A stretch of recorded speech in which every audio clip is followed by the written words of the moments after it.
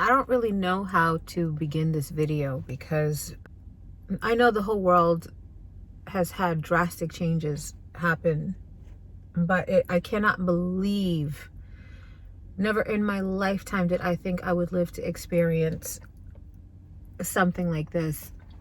Living in New York City used to be exciting, and I used to be so proud of the diversity, and you could live here and not have a car and survive because of the amazing public transportation system that we have. And in the blink of an eye, this whole city has gotten turned upside down.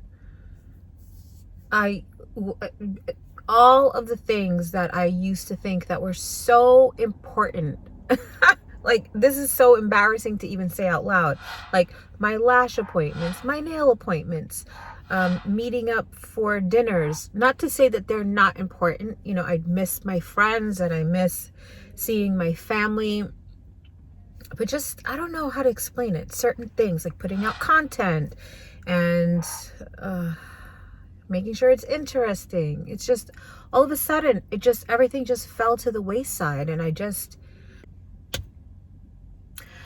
all I could say is I don't get a break from what's happening. I have to go to work and help people, and then I have to come home because my fiance is quarantined. And this is really hard because my brain doesn't get the opportunity to shut down from it. I'm wearing protective gear in my own home. I have to work out a bathroom schedule situation. I've brought in a heater into my bedroom so that I can let it run for hours the night before. So when I wake up in the morning, I'm the first one in the bathroom so I can use the bathroom and take a shower, so that when my fiance takes a shower afterwards, I don't have to worry about air droplets. It's crazy. I'm wearing an N95 mask in my own bathroom. I'm wearing an N95 mask and goggles and a protective gown when I have to go into the bedroom to take his temperature, or bring him water, or bring him vitamins, or bring him his food to eat. Lunch, breakfast, dinner. Breakfast, lunch, dinner.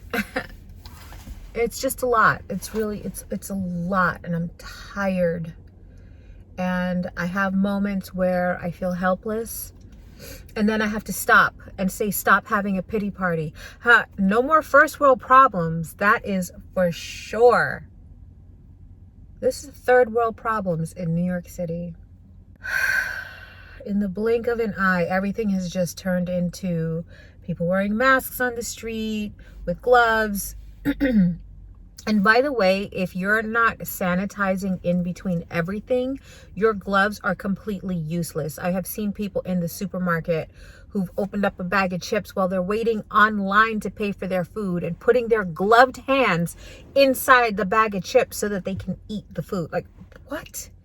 Cross-contamination. If you touch something, when I go to the grocery market, yes, I wear a mask and I wear gloves. And then when I get out, I spray my hands with sanitizer. I put on a new pair of gloves. I spray the bags down so that I can grab the handles and put them in the trunk. And then when I get home, I take those gloves off and I carry with me a paper bag to put all of the gloves inside of, because I'm disgusted by the fact that people are throwing these things on the street. That is not going to contain what is happening. Throwing your mask and your gloves after you've used them for God knows what and God knows how long, and throwing it on the street, you're just adding to the problem. You're not solving the problem. But I put on a fresh new pair of gloves when I park at home, get out, open the trunk, grab everything, go inside my house, and empty everything onto the kitchen floor and spray everything before I put stuff away. It's tedious, and you know, I'm not saying that what I'm doing is perfect. Maybe I'm making mistakes. I'm probably skipping some steps, but so far, praise God, He has kept me healthy in between of my sick fiance and my sick patients at work. And I remember the first day that I had to walk into a COVID confirmed room. My heart was thumping so hard out of my chest. My legs were weak. My mouth got dry instantly. My head was spinning. I was hyperventilating. I really thought for sure that I was going to faint. I thought for sure I was going to faint, and I was going to wake up in like the cardiac room or fast track, and I was going to be strapped to one of those respirators. The day that my fiance came home, he woke up saying, I don't think I feel good. And we took his temperature, and it was normal. It was a normal temperature. So he went to work. Mind you, last year he gave me the flu, and he went to work with the flu. So it takes a lot to put him down, and it takes a lot to convince him he's sick. But he closed the bedroom door behind him, and at work, he wasn't in his office. In his warehouse, they have these machines called high-lows. So basically, they go high and they go low. So they can go all the way up to the top and reach product that's all the way up in the warehouse, and then grab what they need and then bring it down. So one of his assistants told me that he was working on the high-low all day. I said, that's interesting. The reason I called the office was because he wasn't answering my phone calls, and he wasn't answering my text messages when I was asking him, how are you feeling? Men don't really like to admit when they feel good. And honestly, he was probably petrified to admit that he didn't feel good. So he's like, yeah, I think I feel kind of, Oh, here's another thing. He made margarita. He had a margarita mix the night before. He made it. And he's not the biggest drinker at all. I like to have my wine. But yeah, no, he's not a drinker at all. So for him, having one margarita that's a lot. He went to bed early, and I thought it was because of the keto dish that I served up. I thought he didn't like it. Apparently he was starting to lose the flavor in his mouth. And when he woke up the next morning, backstory. I had been sleeping on the couch 2 weeks prior because that was when everyone had been determined if you're an essential worker or if you're a healthcare provider, whatever the case is. His line of work, his warehouse, they're essential. You know, we've been very blessed that no one's been home, forced to stay home without a paycheck. We're both working, and losing my train of thought. Let me try to get back on track. So once he was deemed a essential worker, my gut instinct just said sleep on the couch. And that's what I did. I started sleeping on the couch. I stopped kissing him and hugging him 2 weeks before he got sick.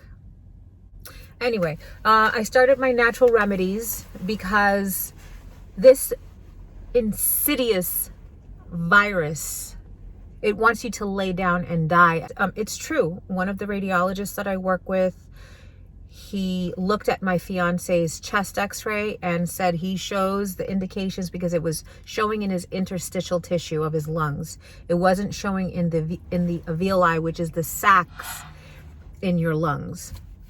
I was aggressive with this thing. I was making sure that he was well hydrated with warm fluids. I was making sure that he was getting as much of vitamin C as possible without causing kidney stones. I called in for they're under aesthetic, but they also have a holistic section to this practice.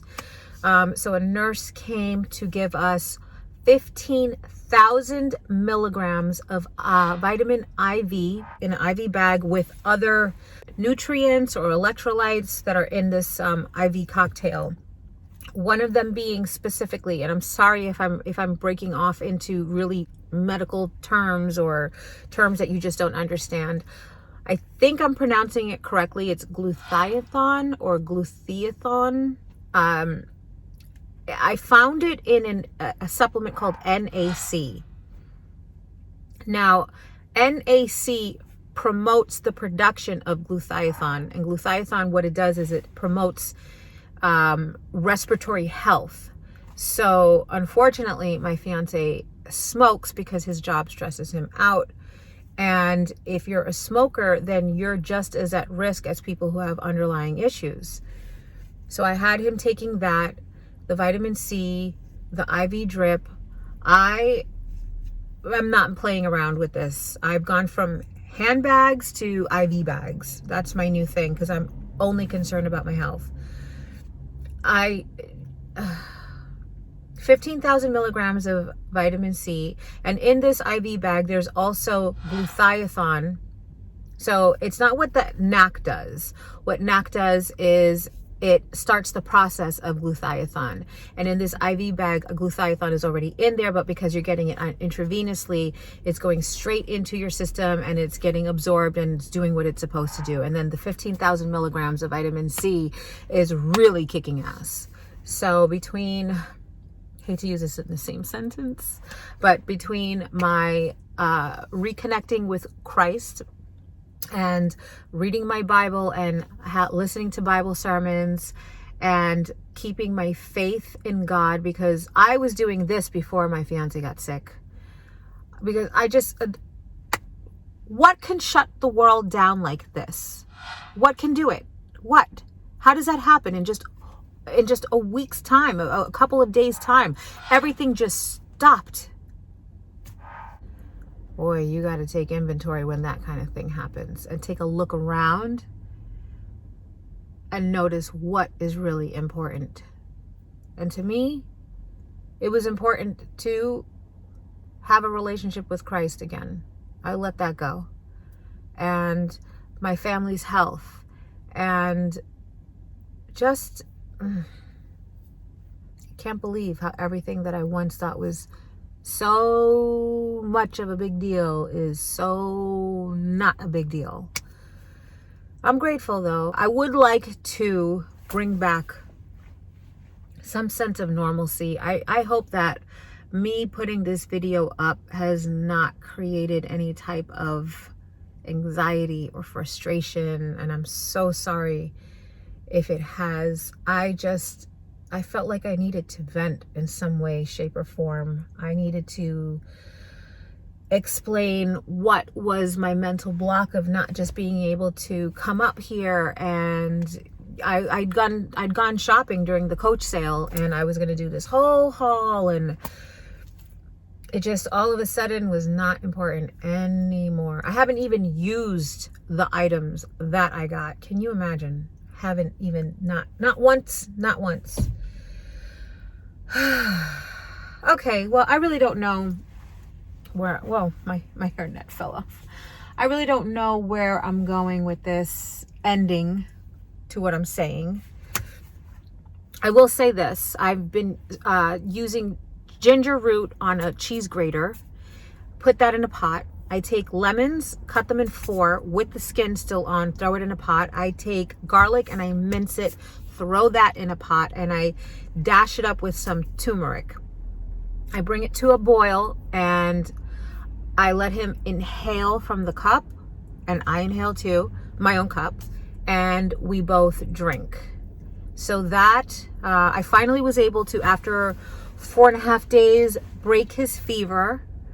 And so COVID can show up on a chest x-ray. It can show up in multiple ways. We weren't able to get him the test because I had broken his fever, and they said that he wasn't critical enough even when we brought his fever down to 100.7.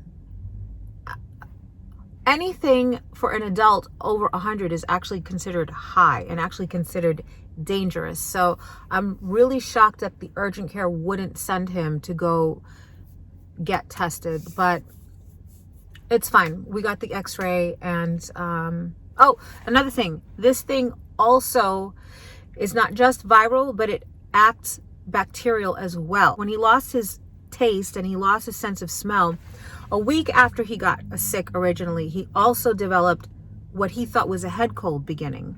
And it's so hard to tell because this time of year in New York, we have pollen, allergy season starts. People get sinusitis left and right because of the pollution in the air mixed with the pollen. When he was little, he had tubes put in his ear because they thought he was going deaf. Through his whole life, he always has had issues with his ears.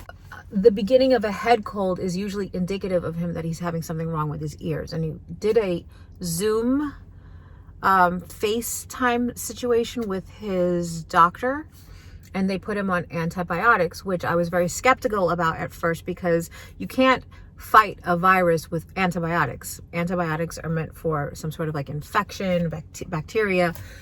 But speaking to the radiologist and him explaining to me that it's got characteristics of both, mostly viral, after taking the antibiotics, after 5 days into it, he started getting his taste back and his sense of smell back.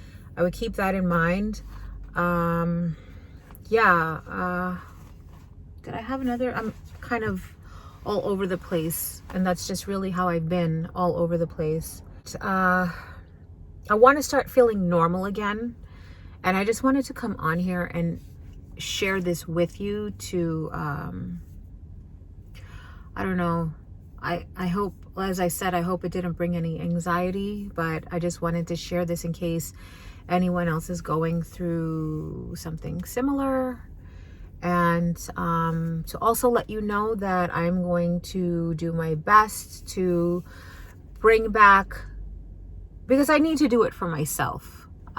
It's not just, if I'm being honest, completely and utterly honest, I need to do something to escape from this, because this feels like prison to me.